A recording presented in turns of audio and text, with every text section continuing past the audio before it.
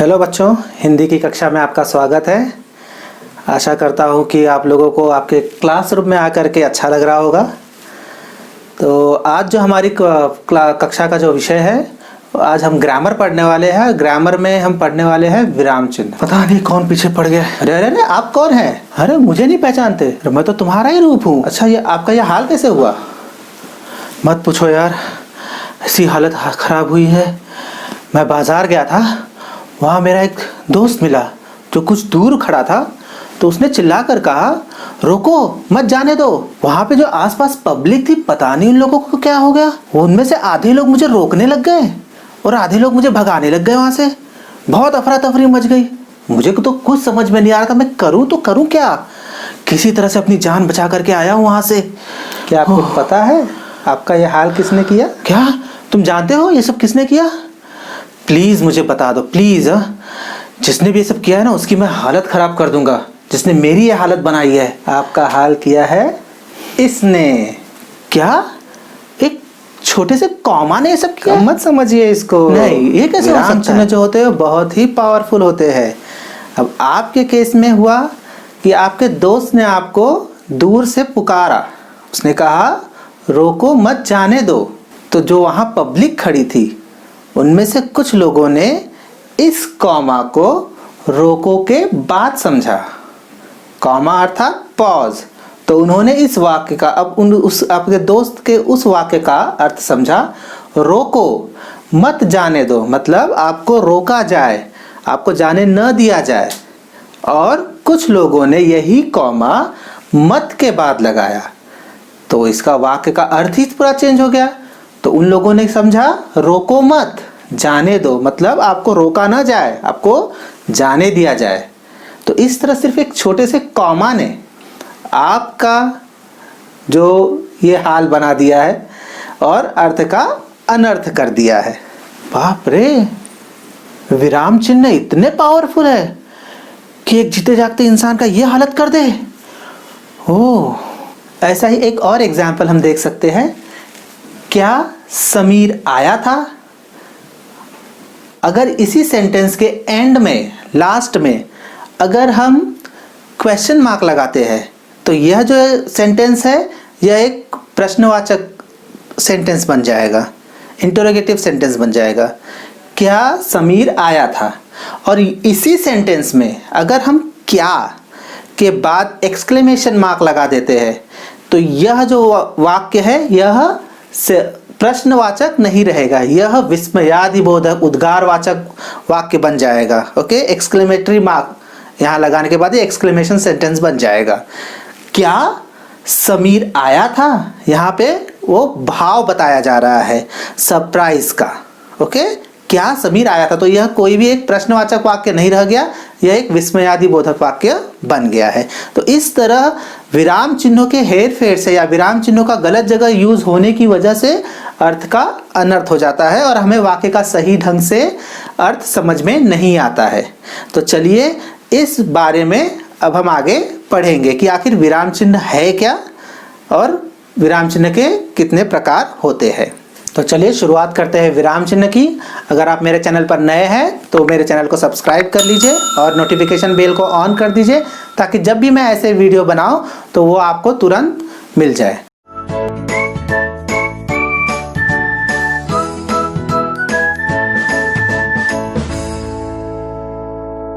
अगर विराम चिन्ह का डेफिनेशन देखा जाए तो डेफिनेशन कहता है, विराम का अर्थ होता है रुकना या विश्राम लेना। विराम का अर्थ होता है रुकना, रुक जाना। ये कोई बहुत बड़ी चीज़ नहीं है। बहुत ऐसे सुनने से लगेगा विराम चिन्ह, पता नहीं विराम चिन्ह क्या है, हम कैसे पढ़ेंगे। बहुत ही सिंपल सी चीज़ है ये, और बहुत ही सिंपल तरीके से मैं आपको समझा दूंगा। कुछ यहाँ पे जो डेफिनेशन आप देख रहे इतने बड़े बड़े और ये रटने की ज़रूरत नहीं है। इसको मैं एकदम सिंपली समझा दूंगा तो आपको समझ में आ जाएगा और बड़े आराम से आप कर देंगे। तो विराम का जो अर्थ होता है उसका अर्थ होता है रुकना। हम भी जब चलते हैं, भागते हैं, तो हमें भी रुकने की ज़रूरत पड़ती है और हम वहाँ पे रुक जाते हैं। तो जब सेंटेंस भी रहता है, सेंटेंस जब पूरा पूरा चलता है तो हम कुछ जगह पर रुकते हैं, कुछ जगह पर हम सांस लेने के लिए रुकते हैं, और सांस लेने के अलावा भी अपने सेंटेंस के भावों को दिखाने के लिए भी हम कुछ जगहों पर रुकते हैं। तो ऐसे जगह पर जब हम रुकते हैं तो वहाँ पर उन भावों को दिखाने के लिए, जैसे अगर हम बात कर रहे हैं, अगर मैं आपसे कुछ कह रहा हूं तो कहते कहते मैं उस भाव को अपने फेशियल एक्सप्रेशन से या वो पॉज लेकर के रुक करके मैं आपको बता सकता हूं कि मेरे कहने का अर्थ ये है। लेकिन अगर वही चीज़ रिटन में है, अगर लिखित में है, तो जो शब्द है वो शब्द अपने भावों को कैसे बताएंगे? क्योंकि अगर हम शब्द अगर पढ़े, अगर वाक्य हम पढ़े, तो वाक्यों को पढ़ने से हमें नहीं पता चलेगा कि उन वाक्य कौन सा भाव बता रहा है। तो उन भावों को दर्शाने के लिए, जो कि हम बात करते समय अपने हाव भाव से, फेशियल एक्सप्रेशन से या पॉज लेकर के, रुक करके हम बताते हैं, वही उन्हीं भावों को बताने के लिए हम लिखित में विराम चिन्हों का उपयोग करते हैं। जहाँ पर हमें वाक्य में थोड़ा रुकना रहता है या अपने भावों को प्रदर्शित करना रहता है, तो उन भावों को प्रदर्शित करने के लिए हम जगह जगह विराम चिन्ह का उपयोग करते हैं, और वही विराम चिन्ह है। ओके। और अगर हिंदी भाषा की बात की जाए तो हिंदी में 19वीं शताब्दी 19th सेंचुरी से पहले जो है सिर्फ 2 विराम चिन्ह थे। पहला विराम चिन्ह था खड़ी पाई, जो कि फुल स्टॉप है, जो सेंटेंस के एंड में लगाया जाता था, और दूसरा विराम चिन्ह था दो पाइयां। और ये 2 पाई जो है वो मुख्य रूप से कविता वगैरह में, पद्य वगैरह में लगाया जाता था। सिर्फ ये 2 ही थे। लेकिन 19वीं शताब्दी के बाद जब ब्रिटिश इंडिया में आए और वे अंग्रेजी भाषा का भी प्रभाव हिंदी भाषा पर पड़ने लगा, तो अंग्रेजी भाषा से सारे के सारे विराम चिन्ह हिंदी भाषा में भी आ गए, जिससे कि बहुत ज़्यादा सहूलियत ही हुई समझने के लिए। तो वो सारे के सारे विराम चिन्ह हिंदी भाषा से, अंग्रेजी भाषा से हिंदी भाषा में भी आए, और आज हम उन्हीं विराम चिन्हों के बारे में एक एक करके पढ़ेंगे। सारे नहीं पढ़ेंगे, क्योंकि एक तरह से देखा जाए तो हिंदी भाषा में 20 विराम चिन्ह है, तो हम सारे 20 के 20 विराम चिन्ह नहीं पढ़ेंगे। तो 20 मैंने बोल दिया तो ऐसा लगा अरे 20 अब क्या करेंगे, अब तो पूरी दुनिया ही उलट पुलट हो जाएगी। नहीं, ऐसा नहीं है। हम एक एक करके स्लो, धीरे धीरे सब पढ़ेंगे, और बहुत ही सिंपल है, बहुत ही आसानी से आप लोगों को समझ में आएगा जो भी विराम चिन्ह हम करने वाले हैं। ओके। विराम चिन्ह की ज़रूरत आखिर क्यों होती है, अगर उस बारे में अगर देखा जाए तो जैसा कि मैंने बताया कि जब हम कोई वाक्य, हम जब बातें करते हैं तो बातें करने में हम अपने भावों को एक्सप्रेस कर सकते हैं फेशियल एक्सप्रेशन के साथ, या पॉज लेकर के हम बता सकते हैं कि आखिर हमारा कौन सा भाव है वो वाक्य कहने के लिए। लेकिन अगर वही चीज़ रिटन में हो, लिखित में हो, तो लिखित वाले जो सेंटेंस है, जो वर्ड्स है, वो अपने भाव नहीं बता सकते। तो उन भावों को बताने के लिए हमें विराम चिन्हों का उपयोग करना पड़ता है। जैसे उदाहरण के लिए ये पैराग्राफ ही अगर ले लिया जाए, तो इस पैराग्राफ में कहीं पर भी विराम चिन्ह नहीं लगा है, तो अगर हम इसे पढ़ेंगे तो ये अर्थहीन रहेगा। जैसे मैं आपको पढ़ के दिखाता हूँ। एक राजा को रास्ते में बूढ़ा किसान दिखाई दिया। राजा ने किसान से पूछा, बाबा आप क्या कर रहे हैं? बूढ़ा किसान बोला, महाराज मैं आम के पौधे लगा रहा हूँ। राजा बोला, तुम्हारी मेहनत बेकार जाएगी, क्योंकि तो इस तरह का हम पूरा सेंटेंस, पूरा पैराग्राफ पढ़े तो एकदम ये अर्थहीन रहेगा, क्योंकि यहाँ पर कहीं पर भी विराम चिन्ह नहीं लगा गया है। और वही अगर हम विराम चिन्ह लगा करके इसे पढ़ेंगे तो इसका पूरा भाव अच्छे से हमें समझ में आएगा। अगर इसी पैराग्राफ को हम विराम चिन्ह लगाकर पढ़ेंगे तो देखिए, मैं पढ़ के आपको दिखाता हूँ, आप लोगों को समझ में आएगा। एक राजा को रास्ते में बूढ़ा किसान दिखाई दिया। राजा ने किसान से पूछा, बाबा आप क्या कर रहे हैं? बूढ़ा किसान बोला, महाराज मैं आम के पौधे लगा रहा हूँ। राजा बोला, बाबा तुम्हारी मेहनत तो बेकार है। बूढ़े किसान ने कहा।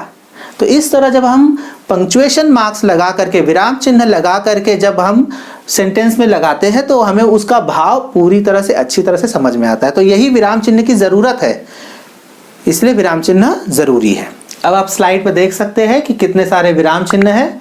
ये सारे के सारे विराम चिन्ह हम नहीं पढ़ने वाले, हम इनमें से कुछ इंपॉर्टेंट जो कि आपके क्लास के लिए है, वही विराम चिन्ह हम अभी पढ़ने वाले हैं। सभी विराम चिन्हों में से पहला विराम चिन्ह जो हमारा है वो है पूर्ण विराम।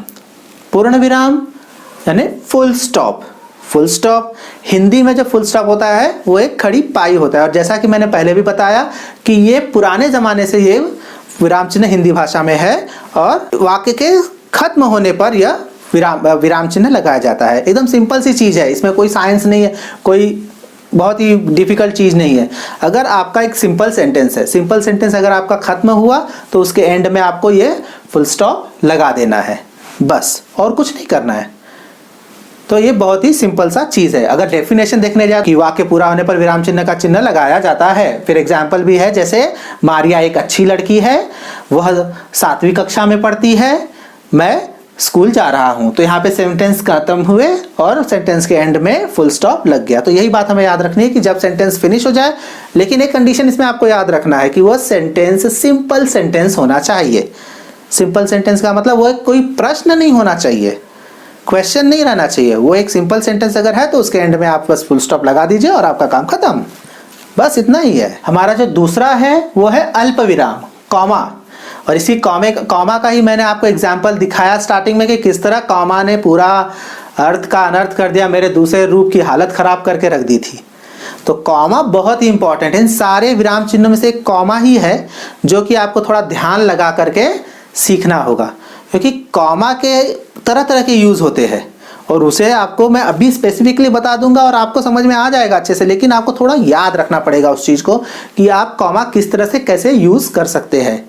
तो चलिए शुरुआत करते हैं इसके डेफिनेशन से ही, कि बोलते समय या पढ़ते समय हम जहाँ थोड़ी देर के लिए रुकते हैं वहाँ पर हम कॉमा का यूज़ करते हैं। लेकिन हम थोड़ी देर के लिए क्यों रुकते हैं वहाँ पर, उसके डिफरेंट कंडीशंस होते हैं रुकने के लिए। पहला कंडीशन जो होता है वो होता है कि इस चिन्ह का प्रयोग समान महत्व वाले शब्दों को अलग करने के लिए। समान महत्व वाले शब्द मतलब एकदम सिमिलर वर्ड्स जैसे रहते हैं, जो नाउन्स हो गए या नंबर्स हो गए या जो भी ऐसे समान सिमिलर काइंड ऑफ वर्ड्स जो होते हैं, वो बहुत सारे वर्ड्स एक साथ दिए गए रहते हैं। तो उन सभी वर्ड्स को, उन सभी शब्दों को अलग करने के लिए उनके बाद बीच बीच में कॉमा लगाया जाता है, ताकि हमें उस पता चल सके कि वो पूरा एक चीज़ नहीं हो बल्कि अलग अलग शब्द है।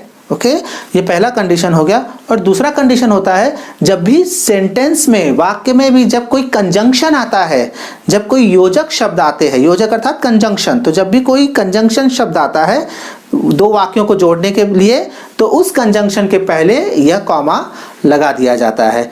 कंजंक्शन जब दो वाक्यों को जोड़ा जाता है तो दो वाक्यों को जोड़ने के लिए कंजंक्शन का यूज होता है, तो वहां पर हम यहाँ पे कॉमा का यूज करते हैं। कभी कभी दो वाक्यों को बिना किसी कंजंक्शन के साथ भी लिख दिया जाता है, तो वहां पर भी हम कॉमा का यूज करते हैं।